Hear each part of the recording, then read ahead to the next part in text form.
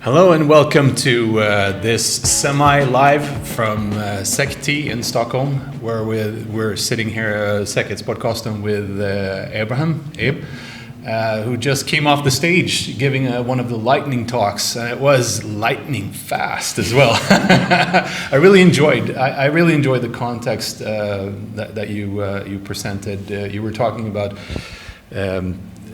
getting remote code execution in a situation where there was context separation, basically. Could you please go over that again, because it was too much for me. It went over my head, but sure. Briefly. I don't want to make this a commercial pitch, but we have like several courses, and what I have demoed today is part of one of the courses which is about electron security. So it talks about the security of electron applications. So electron applications are really interesting because they basically are written in JavaScript, and you can, you only pay JavaScript developers basically as a company, and then these developers can build an application that is going to work on Linux, Mac, and Windows. So you have to pay less developers to get the same amount of work, right? So for example, there's a lot of popular applications like Slack, Discord, Skype, Microsoft Teams, that are all Electron applications. So they're all written in JavaScript, right? So what I showed during the lightning talk is a case where this is currently the default in Electron applications, which is that by default there is no context isolation. Mm-hmm. So when there is no context isolation, this means that if you get XSS in one of these desktop applications, the XSS runs in the same context as the preload script that the application loaded before the front end is rendered. That sounds pretty bad. Yeah, and because the context is the same, then you can, if you read, the application is written in JavaScript, so you can see the code. So you can look at the code and look for what the code is doing, and you may be able to bypass the logic, right? So for example, in the demo that I did, I'm not sure if it was the only lightning talk with a demo, but I think it was, and I was pretty impressed. I risked it with the mic and only typing with one hand, so I think it had merit.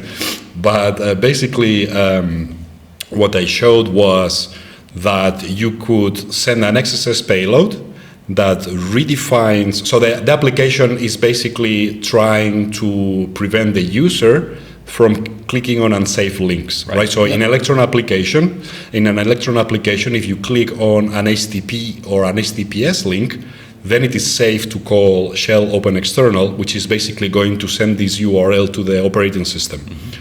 Right? Because it's an HTTP or HTTPS URL, so it's going to send it to the browser, so everything's going to be fine. However, if it is a file URL, then things get interesting. Because if it is a Java extension, then Windows will not send the URL to the browser, it will send it to Java. Mm-hmm. And then you can get code execution without warnings in Windows, which is pretty cool, which is what I showed in the demo. Sure. Yes, that goes to the standard Windows resolver, or why does it pick Java in that case? Yeah. In Windows, if for example you do a start run, or the start, you know what I mean, the Windows key, because now there's no start anymore, right? So Windows key, and then you run, and then you put like / 127.0.0.1. Let's pretend you have a network share called Electron, as I had in the demo, and then you put like calc.exe. Now, because it is a known dangerous extension, the .exe, and it is loaded from a network location, even though it's 127.0.0.1, it's viewed as a network location by Windows, then Windows will refuse to run it because it's a dangerous extension from a network location. However, if it is a Java extension, then this decision is sent to the Java binary, engine, to the Java engine. So the Java engine should show the warning to the user, but it doesn't. And then what happens is you get code execution without warnings in Windows. So I combined this with the fact that there was no context isolation, which is still the default in Electron. So you can, what the application was doing is it was defining an array of safe protocols, and it contained HTTP and HTTPS, right? Because these are the two safe protocols for opening URLs. So then it was using the index of function, and it was checking in standard in JavaScript, and then it was checking that the result of searching for the protocol of the link in this array has to be different than -1.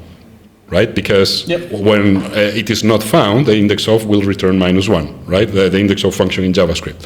So if it is different than -1, then it is in the array of safe protocols. So it will just open the link, right? So that is the idea. So in the XSS, I redefine the index of function so that it always returns 1,337. Lead. And then, because it always returns this, it's always going to open all links in shell open external. So it's going to give us like the code execution without warnings, right? So that's the scenario I showed, which is part of a workshop that we do for free, like every second month or something. So I gave a link in the presentation so that if somebody wants to download this app and play with it and stuff, they can get it. So regarding context isolation. Sure. So when you enable that in an Electron application, then one thing which happens is that the user interface doesn't have direct access to the JavaScript running as the application. When it is enabled. Yeah. Yes. They run in a different context, so you cannot do this, what I showed. Yes. Yeah. So that isolated context cannot, for example, run the shell execute. That's one of the points, right? Yes. And when you have enabled that, will it stop behave like an ordinary web browser then? For example, can you link and follow a link and just go to a web page from an Electron application, or? It depends how the application is built, but this could happen. This is one of the other demos in the longer workshop. Right. So where you click on a link, and then this is, I demoed that one on Linux. So you send some user a link, and then the user opens this link, and because the application is opening it inside Electron, then this link can run some JavaScript that is basically going to give you a reverse shell. So you get a reverse shell on the Linux machine that click the link. So with just one click, so it's pretty cool. but it depends on how the application is built as well, right? Yeah. So but if you would enable context isolation and maybe some other security things in Electron, would the security model become very similar to a web browser? Are iframes isolated? There's all this iframe trickery, and you can. It's pretty much a browser. So Electron applications are JavaScript applications that are built on top of Node.js. Right. So you have Electron, which has its own things, but underneath it has Node.js. It has JavaScript, and it's all running on the Chrome V8 engine. All right. So it's the same as Node.js on a server, more or less, but it has another layer of Electron on top of it. So you have all the Node.js code execution things, and for example, the default, I don't remember until what year this was. I think I don't remember for sure. I think 2019, but no, maybe earlier. I don't remember now from the top of my head. But before, there used to be another security setting called Node integration for Node.js integration, right? So when Node integration is set to true in Electron applications, you can call any Node.js API, so you can directly with XSS run operating system commands. So you can do require the Node.js module and then exec and uname -a, whatever, or send your shell back, So directly you can run commands. So this was the default at the beginning of Electron, and this was changed. So now you have to manually turn it on, because applications by default now have it disabled, newer applications. But context isolation, which is the one that I demo in the Lightning talk, this is still the default, I believe. So yeah. So sweet. I guess that could be useful for like red team engagements and things like that. Possibly, yeah. If you know that the team you're targeting or the company you're targeting are using an Electron application inside, you could target. And another cool thing is you can actually not just so with the lack of context isolation, one thing is what I showed, but another thing that you could do as well is to send an IPC to Electron itself. So you could actually send a message and attack Electron. So if they're using an application that is using a vulnerable version of Electron, you could actually get code execution that way as well. So in the demo that I showed, with the lack of context isolation, I attacked the preload script, but you could also attack Electron itself because it's running in the same context.